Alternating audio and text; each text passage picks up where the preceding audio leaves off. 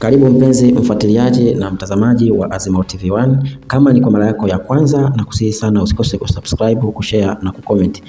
Comment yako ni ya muhimu sana. Leo tunaelekea Uganda. Mamlaka ya mawasiliano ya Uganda imewaamuru watoa huduma za internet nchini humo kuzima huduma zao hadi itakapotangazwa tena.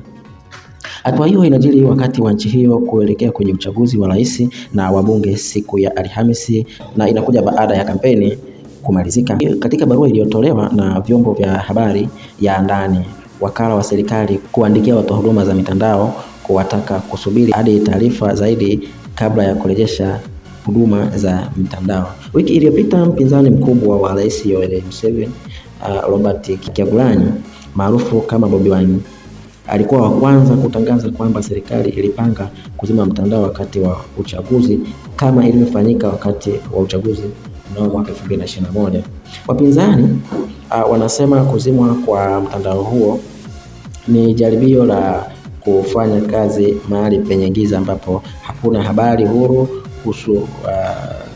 kuhusu maudhui yatakayofanyika kwa wananchi, isipokuwa yale yanayodhibitiwa na serikali kupitia vyombo vyake vya habari. Na hii ni Azimio TV1.